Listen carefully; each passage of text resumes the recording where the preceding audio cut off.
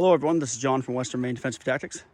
Talk a little bit more about bikes today, and have you take a look at my little fleet here.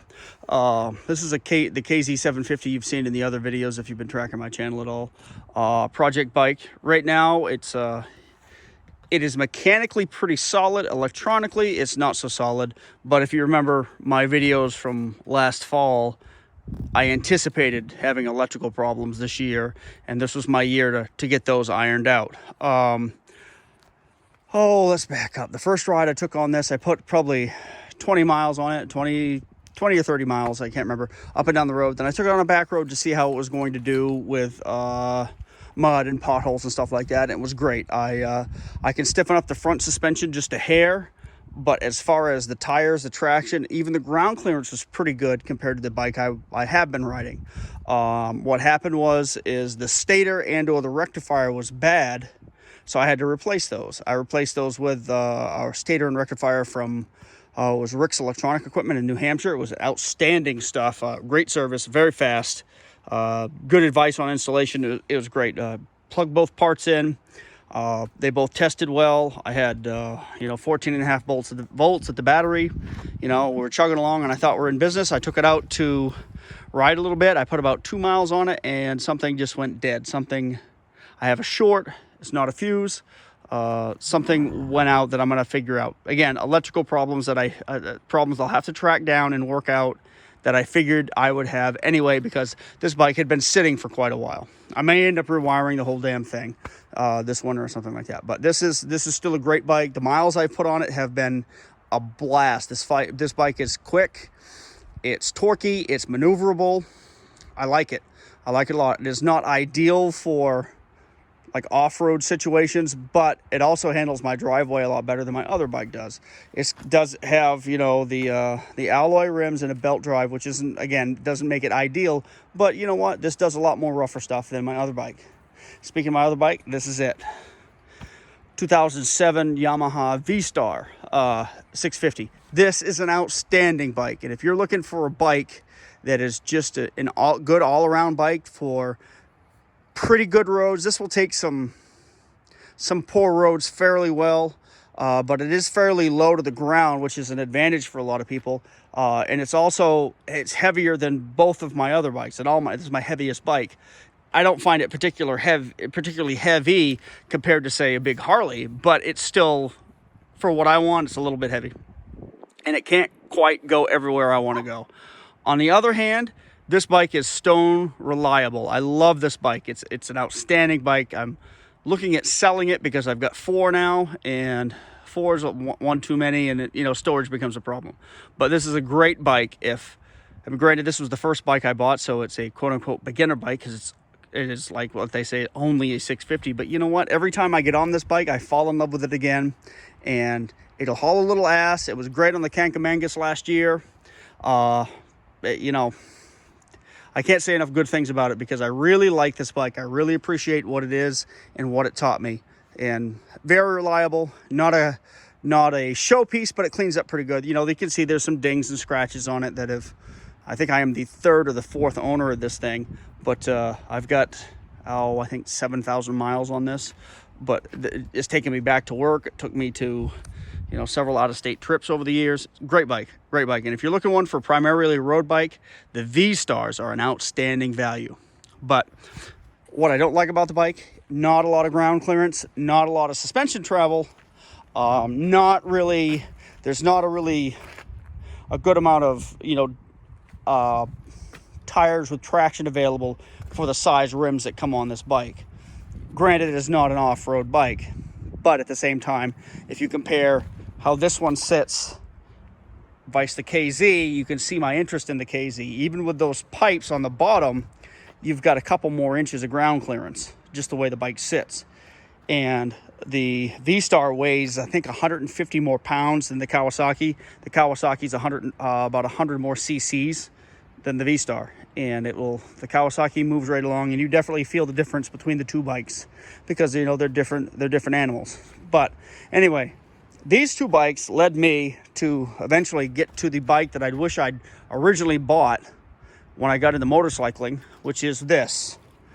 the KLR 650, which is, again, the bike I should have bought. But at the same time, if I hadn't bought the Vstar, I wouldn't appreciate the KLR, because the KLR adds, let's say, 8 to 10 weeks more riding for me to my season, because I can get up and down my driveway, which is no big deal now, but a couple weeks ago, there's no way I could get my Vstar down. And I had to actually do some work on my driveway to dry it out to get the Vstar in here yesterday. It doesn't handle mud very well. It handles the street great. It's a terrific bike on the street, as long as the roads are reasonable. You don't need perfectly paved highway for it, but when you start getting lots of gravel, lots of potholes, it's not a bike I like to take out there, because it tends to beat it up, and it's a fairly nice looking bike. But this is a KLR. Granted, it's red, but the deal was more than square for this bike, so I picked it up. And I've been wanting a KLR for 20 years. I first read about the KLR in an old book that some of you old crotchety readers might remember, is Boston on Surviving Y2K. It came out in like 97 or 98. And he recommended the KLR as well as the KZ, which I forgot about, but the KLR stuck in my mind as being the bike to have. And I've done research on them for a varying amount of years. And always in my mind wanted the KLR. I found the Yamaha cheap, or fairly cheap, and local. And so I picked that up and rode that for the last 6-7 years. And liked it. But at the same time, if there's a downside or something, a regret with the, I hope you can hear me with the wind, with the Yamaha, it's every time I went by a dirt road, or even the road to my camp or out to my range, I was like, man, I wish I could take this bike out there. And to tell the truth, I did try that several times. It's just not wasn't a great solution for it. The KLR, on the other hand, I've already taken that places I could never take my Vstar. I mean, I'm just tooling around my driveway when it's muddy. It does a much better job than the Vstar did, and better than the KZ. The KZ did a really good job too, tooling around here in the mud, in the gravel and stuff. But KLR, I think everybody should own one. Granted, this is a red one. This isn't going to stay red for long. It's probably going to turn OD green. But like I said, the price was right. The deal was good. And this is a bike I've wanted forever. And I think every person that's survival minded should probably have one, just because. This is an 09, and just about every issue with the KLR is dealt with on this, or will be dealt with shortly. The only thing that hasn't been done that I have to do that's major is the subframe bolts. I already have them, and on the first oil change I put on this, I want to put 1,000 miles on it before I start changing anything. But before I do anything major, I'm going to ride it some, but I'm going to do the subframe bolts. That's not a great big job. I've got already got the kit to do it with, and I've got to put a better skid plate on it, because that's the factory skid plate, and replace the drain plug when I change the oil. But other than that, and maybe a rear tire, it's got hide nails on it now. I'll probably put hide nails back on it, because even with a half worn out tire like that, it's the grip is pretty amazing. I was over to a few dirt roads in my parents' driveway, and I was like, wow, I'm able to just ride through things that I would have to power walk my Vstar through. So hey, the Kawasaki KLR is as old as dirt. Everybody and their brother has one. But man, it's not as powerful as my Vstar. It's not as powerful as my my KZ. But this is going to be my daily driver, my all-purpose bike. And this is going to be the bike I ride while I work on all my other bikes.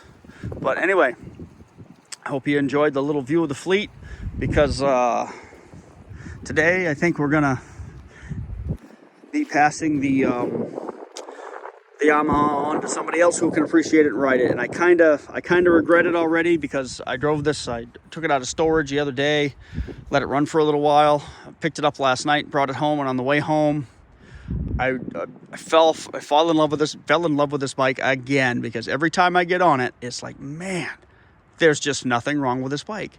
And like many people, when I first got this bike, it was, you kind of come to the end of it in year 2. As far as power, and then you think you want 1,000 or 1,200 or something bigger. And I rode a bunch of bigger bikes that dealerships and friends would let me ride. And I like the power. I did not like the weight. I did not like the bulk. I wanted something that had a higher power to weight ratio and a little bit less showy and more go-y as far as performance. I don't really care about taking care of all the chrome. What I wanted is something that will take me anywhere I wanted to go, and that's pretty much what it is right here with the KZ. The only problem with the the KLR is red. And I'm not really big on colors, but red is not my color, but it won't stay red for long. And I've already got some paint snagged. I'll probably go OD green everywhere, or different shades of OD green, but I've seen various paint schemes, and there's nothing a rattle can can't change. So, and I kind of feel bad at spray painting a fairly nice looking bike, but if it's not what I want, it's not what I want. I've wanted this bike for years, and I decided I was going to have it before I keel over dead. All right, guys, well, I'll give you another little view of the fleet, and then we'll sign off. But my most anticipated bike is this one. I had somebody that was interested in this